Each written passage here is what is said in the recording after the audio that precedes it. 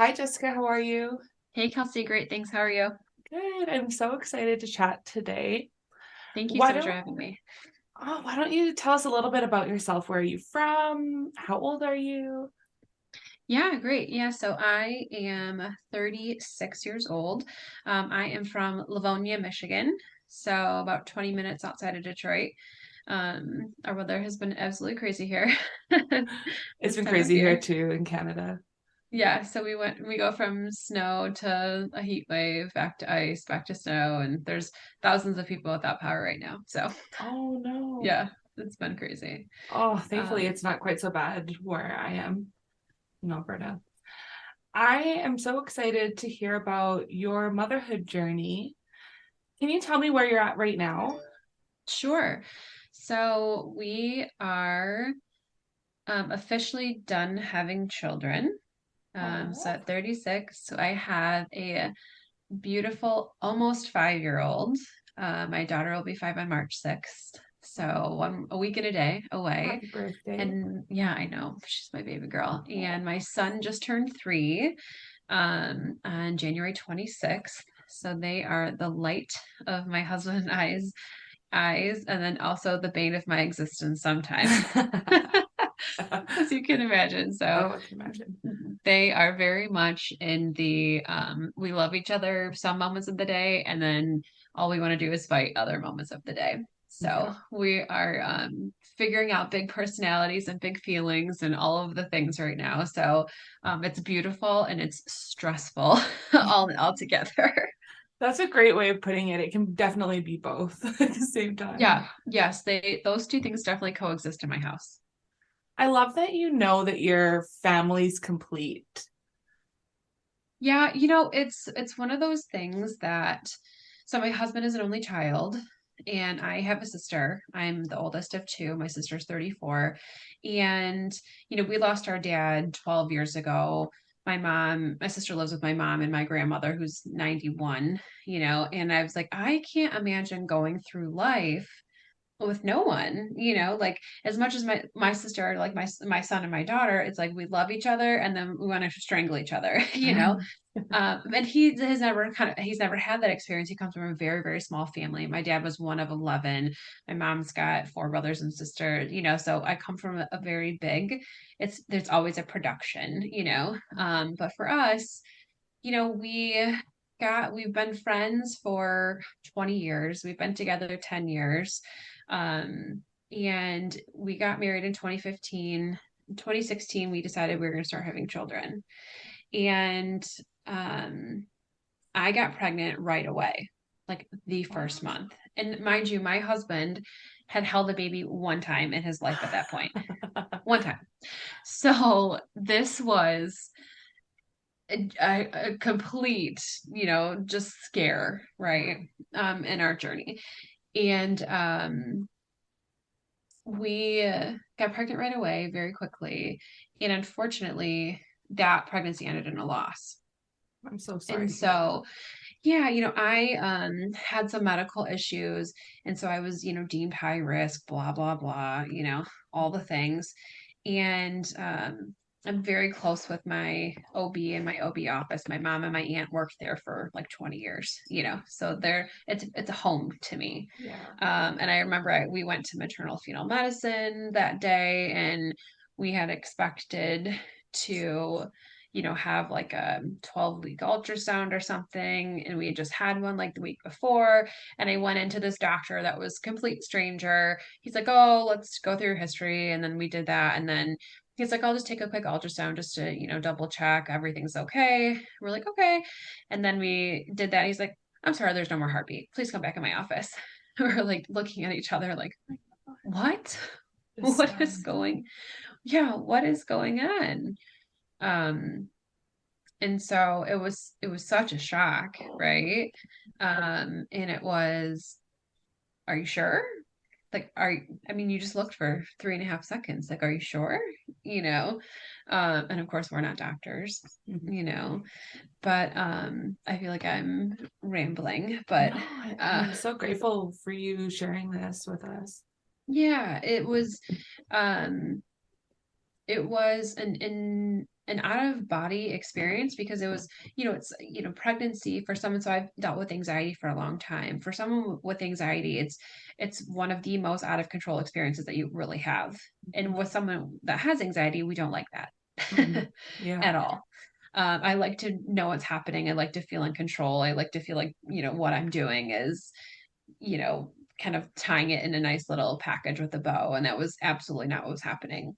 So, we had called our OB and said, this is what they said. We don't know, what are we supposed to do. And so we actually went over to the office, and the ultrasound tech, who was a friend of our family's, did another scan. It was like, yep, they're, unfortunately, this is what's happening. And so we opted to have a DNC at that time, because I was, were given the couple options, do nothing and see what your body does.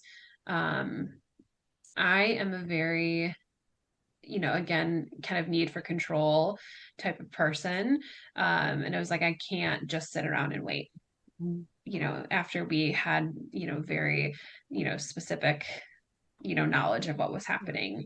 And then, there's an option of, taking medication and allowing your body to try to do that, naturally. And then there was a DNC option, and that's what we opted for. And that was the best route for us because our OB had talked about kind of what was present, and that it probably wouldn't have been a good experience. It was better for us just to kind of have, you know, as much physical closure as we could at that point. Absolutely. Yeah, I understand that. Yeah. And so from there, I, was told you should wait 3 months and then end up having a chemical pregnancy. So, which some people say it's not a pregnancy. It's a weird thing, right? It's such a strange term Yeah. because it's really just a pregnancy loss before, I think it's 6 weeks or is it Yeah, eight? so I can't basically remember. it's like there's implantation issues from my knowledge of it. So it's like Mhm. that gets fertilized and then it tries to make a nice little home and it just doesn't really catch basically. So I thought I was pregnant again and we are, so excited again. And then, we went in and did blood work and they're like, it's going nowhere. I was like, well then, you know, and so then we were told you need to wait 3 months again. And then, at this point, if this doesn't work, then we can start talking, but this is your first time. So don't worry about it. And so I'm a rule follower, I will tell you. And I was following, in my app, like when I was, my period was expected, when I was ovulating, all these things. Well, I had from that chemical pregnancy, whatever you want to call it, right? Mhm. I had like misjudged where when I was supposed to be ovulating. And so we're up north in the Upper Peninsula of Michigan, my husband and I and our family, and I got really sick and horrible abdominal pain, super nauseous, just like all, like hit you like a ton of bricks. Like I was like, oh my gosh, I have the flu or something's wrong. I'm like, I have a cyst or something. I have had cysts before. And I called my OB. We're 6 hours away from our house, and she's like, you're not pregnant, are you? I'm like, no, I know I'm not supposed to do that. During I'm supposed to wait. She's like, we'll just take a test as soon as you get home and we'll just rule that out. Perfect. Get home, take a test, instant dark line. I was like, oh my gosh. No. And so I call her and she's like, okay, well, don't freak out. Like, if your body can do it, it's okay. And that was, our journey to our firstborn, who Wow. is my beautiful, crazy little girl. Her name's Elena. And she is the sassiest little mini me, which is probably karma. I tell my mother all the time. How did it feel in those first few months when you were pregnant with your firstborn? I can tell you in the whole journey of it, I was a ball of psychotic nerves. Oh, I can Couldn't shake imagine. it. Couldn't shake it.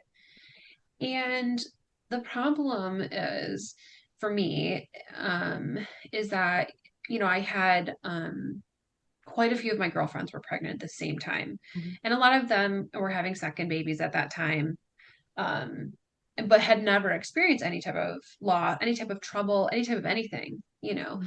And so for me, again, who's a naturally more anxious person anyway, the message was, well, just calm down. Just Mhm. don't worry about it. I'm like, Helpful. but right, like, oh my gosh, I didn't think about that. Yeah. But for me, that wasn't possible. Mhm. It wasn't possible, which is And not your brain healthy for doesn't go me. to that place when you have No. anxiety. Yeah, it's incapable. Right. So I'm like, okay, if I would have thought about just calming down, I would have done that, Yeah. if it was just that simple, like a switch, right? And it wasn't a switch.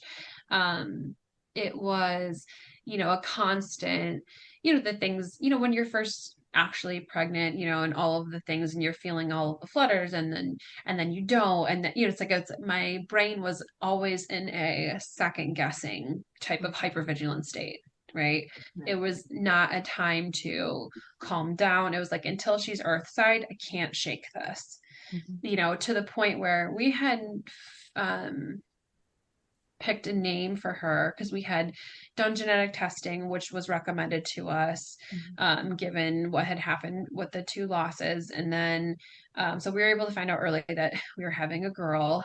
And, we had probably by 14, 15 weeks, I'd say we had had her name picked out, but I couldn't even say it out loud. Mhm. Couldn't use it.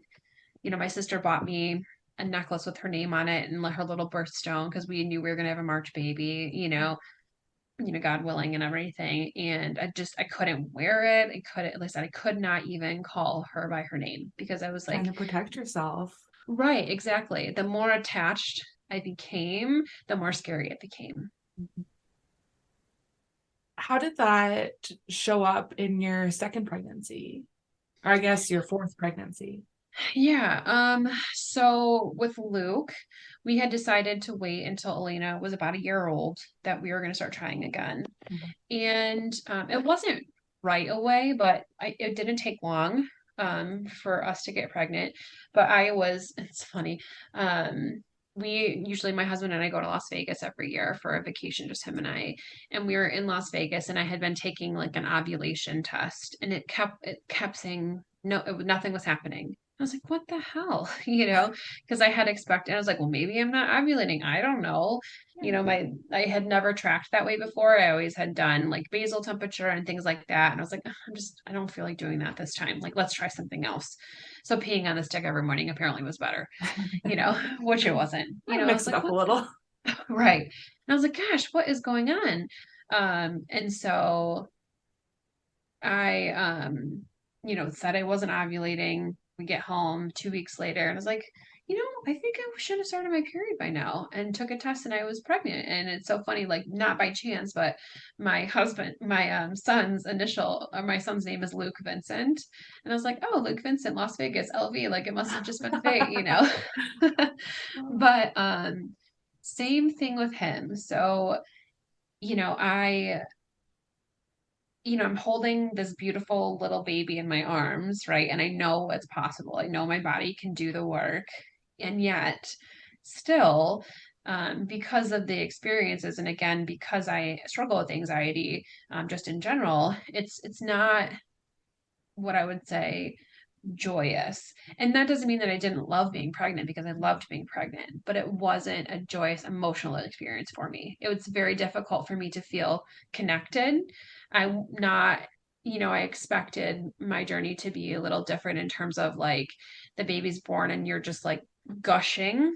And that wasn't like that for me because I was just so scared of everything. I was so scared of every hiccup, every sneeze, can you hear them breathing loud enough? Like it's just my anxiety just took over so bad, even when they were earthside. Every milestone you hit just comes with new things to worry about, it seems, when you have anxiety. Like Right. there's a shadow on every bright moment. Everything. Right. Yeah. How did that impact your journey when your babies were here? Like, did you find it hard to connect through breastfeeding? Did you find it? So my daughter, our plan was to breastfeed. We took all the classes, we did all the things, prepared as much as I think that anyone could prepare. And we had problems latching, and we, worked with the lactation doctors, and then, kind of got a latch kind of figured out, and then she wasn't gaining any weight. Mm. And so, we couldn't figure out like why is she not gaining weight? I mean, and she was pretty little to begin with. So she was 6 pounds, 7 ounces, and she had dropped to 5 something. I can't remember exactly what it was, but they're like at 10% loss. It's a feeding plan. So like you got to figure out what you're doing, you know? Mhm. And so my expectation was I'm going to breastfeed because that's what you're supposed to do. And like, that's what you can't do anything else. And now here's something else that's completely out of your control Right. that, nobody causes problems with breastfeeding. It's just sometimes it doesn't Right. work out, but it doesn't feel that way when you have Right. an anxious No. brain. And so, our pediatrician, which we love, sent me to a lactation doctor. And, when I went there, my blood pressure was like 160 over, 100. And she's like, whoa, and I was like, I don't know what's wrong. Like, I can't, like, she's crying. I don't know what we're doing. Like, I don't know what's happening. Like, I'm doing the things that I'm supposed to be doing. And, she did an exam and all this. And I never had any of the like traditional, like nothing changed. Like, I had no breast change during pregnancy. I had expected like I was gonna, I'd have, boobs anyway. I was like expected to have like these nice voluminous chests. And I was like, this didn't happen for me, And I was like, no changes during pregnancy, nothing now. I never had like a traditional like letdown, like nothing was different. And so she had examined me and a different, testing and things. And the kind of consensus was that like I just have more like fatty tissue than actual breast tissue. And so when you don't have like a lot of breast tissue to produce, then you're not going to really get anything. So at that point, she's like, well, you can try to pump every 2 hours. And, I was getting like a half ounce, Yeah. and which was, again, not anything to feed my daughter, so you can spend your time doing that. Or you can consider alternative methods, formula, purchasing, milk, which we didn't know of was available at that time, and bond with your baby and take care of yourself, because that was what was happening. I just cried. My poor husband, he's an angel. I Mhm. just cried and cried and cried because my expectation was it was supposed to go this way, And and it no would. step went smoothly for you the No. whole way. We say, okay, well, when we're trying to get pregnant, I'll feel amazing when I'm pregnant. Then you feel pregnant, like I'll feel amazing when they're here. And then they're here, and it's like, well, I guess maybe I'll feel great when they're grown up. Right. Like when does the worry stop? Because my mom's like, you're 36 and you're still my child. I'm like, but I'm your daughter. She's like, no, you'll get it. You'll get it when you're older. When your kids are, here. She's like, you'll get it, what I mean. She's like, you never stop worrying. Does does this affect your relationship with your partner? Is he Oh, good support sure. for you? Yeah, of course. I mean, he grounds me. He is the yin to my yang. It's funny because my husband's a police officer and I'm the hard hard one, and he's just so kind, but um he's extremely supportive and extremely, wants me to care for me, which recognizes that throughout this journey of having babies and pregnancy and, just taking care of our kids, that I have a tendency to not do that, where it's, I'm naturally kind of the caregiver in my family, naturally the one that kind of always bears the brunt of everything, and so that has, translated tenfold now that my kids are, living and breathing. If you could give any advice to a new mom that's dealing with anxiety, like what do you think would have helped you in those early days? Having an outlet. So I am a social worker by trade. So I am a clinical director of a mental health clinic here in Michigan. So I'm a therapist that has a therapist. I'm a huge advocate of therapy. And I had started seeing a new therapist, I think right when Elena, I haven't seen her a long time. Right around that time. Maybe it was before, definitely before the pandemic. Mhm. And so just having someone to talk it out with that's not a partner, a spouse, a significant other, a family, whatever, because that, it's a lot for someone that loves you to bear, because they're not supposed to kind of bear your emotions, right? And Mhm. they're emotionally biased. So when I was like having these like what the hell, Jess moments. Like I needed someone to be like, wait a minute, back it up. Like this is irrational. These are fears are irrational. This is not, what's happening. Like I needed someone to really just kind of lay it out there for me. So I'm a huge advocate for therapy. I wish that there, here, I don't know, I don't come across very many, um, support groups, if you will. I think group therapy and group support is such an awesome tool where you can kind of connect and share and experience things together. There's a lot of online, I think, type of support, but I think that helps. But I think being together is so much more connecting. I wish I would have had that opportunity, and I wish that someone would start those up everywhere. It's helpful to hear someone else say what you've been thinking and feeling and really realize and feel like, wow, we really are in this together. Even if we don't have the same anxieties and fears, we're all worried about our babies and making sure they're healthy. And there's a bond that comes from that.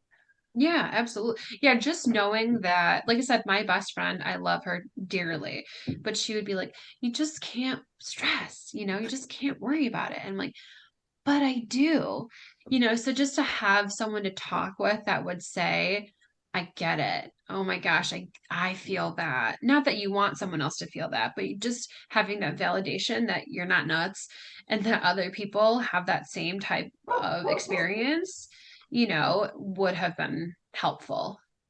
And that's where therapy is great too, because then you can have someone say, like, what you're feeling is valid. Even if I don't feel the same way as you, what you're feeling is okay. And there are ways to get through it. Because sometimes when you're having a really high anxiety day, it feels like, wow, I'm never going to feel any different.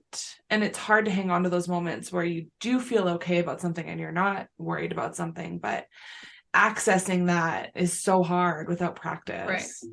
And it was one of those things that where when I would let my guard down a little bit, I would have kind of this overwhelming sense of, well, if something bad happens, it's going to be because I let my guard down. Right. Here's, with the anxiety and the need for control, it's like this is my direct correlation that if I don't keep the guard up at all times, if I let it down and then I start to attach a little bit, and if something goes south, well, then it's something I must have done. It's like pre-guilt Right. for things that Right. haven't even happened yet. Right. Exactly. Yeah. I am so grateful to you for sharing the story, because I know that there are a lot of people out there that have been through pregnancy loss and haven't made it to that other side yet, that that we envision of having our babies there with us. So it's such a story of hope and perseverance, and some people end their family building journey after as much loss as they can take, and that's okay. But for those of us that are still on the journey and still working towards that, that moment where you get to hold your baby and even for a second feel like, okay, everything's going to be fine. It's really such a joy and a pleasure to hear that despite the anxiety and the hard times, that, your children still are the light of your life. Yeah. And, like I was just, telling someone, and my daughter and I had this conversation, said she's going to be 5 in a week, and she actually lost her first 2 teeth all in the same week last week. So it was a big week at the Hillen household. And, we talked about this idea of being brave and being scared at the same time. Those things can coexist, right? But I think a lot of times we're taught that they can't. Yeah. But they totally can, right? I can still be terrified, and I can still be brave, and I can still confront these things that are happening, and I can still, like, it doesn't have to, being scared and being anxious about what's happening doesn't have to steal all the joy. That's it. Because sometimes you feel like you're robbed of that natural joy that people get when they have, an easy pregnancy, an easy delivery, easy newborn stage. Sometimes you compare yourself to others, and even though it may not feel easy to them, sometimes from the outside looking in, it's like, well, why can't I have that? Because that seems right. easier. And I think like that, like only, this like constant comparison, which I think we all do and are all guilty of on some level. It's like it only is going to, you know, continue to, what am I trying to say? It's going to, having this like comparison is, what am I thinking? Like trying to constantly, look at someone else's journey. It's this guilt thing. Like it Mhm. comes back to this guilt thing. And I've done that with myself. This is where I was going with this. My brain is like, it's It not is. almost, it's 9 o'clock here. So it's late. Is, you know, I think about, okay, like, my son cried nonstop for the first 4 months of his life. And we thought he had colic and all of the things. And he ended up having a milk allergy. Oh, yeah. And so, it's like you go in and it's like, I literally our whole house was just on edge all the time because he has just, oh my God, he had such a hard life for the first like 6 months, with everything. And it's like you go in those spaces where you're just like, oh, like I am just exhausted of this. And then I think some people would kill to be with a screaming, crying baby. Like I try to put everything in perspective in terms of, how difficult like our journeys can be, whether they're similar or whether they're completely different. There are people all over the place that would just kill to have an ounce of that chaos. And so for me, that is always a good way just to kind of keep things in perspective. As much as I'm like, oh my gosh, like today, like my anxiety level, my nerves are just shot. Like I'm just done. And as much as like I feel that I have to say those things for my own mental health and my own sanity, I have to bring it back and say, wait a minute, there are way too many people out there that would love to be in these shoes right now. I must say, it's incredible that you can access that level of empathy when you're in the thick of it. And it just It's goes to not easy. show there's always that little bit of hope that you can tap into. That, I can feel like this is one of the shittiest periods of my life and acknowledge that it is a privilege to Yeah. experience it. Yeah, absolutely. And I wouldn't say, shitty as like experience. It's just like moments, Yeah. like they're The the feelings. the bad, and that's not even the right word to put on it. The hard times are way less than the absolute beauty of, creating life, and everything that comes with it. It's so special. I feel very lucky to be on this journey. Yeah. Oh my gosh, I'm so excited for you. Thank you. Well, is there any other tidbits that you'd like to throw out there about your motherhood journey before we say goodbye? Um, I mean, in terms of, just suggestions, or as I said, try to find your village early, nurture your village, allow your village to nurture you. Like those are good things. Asking for help is super important.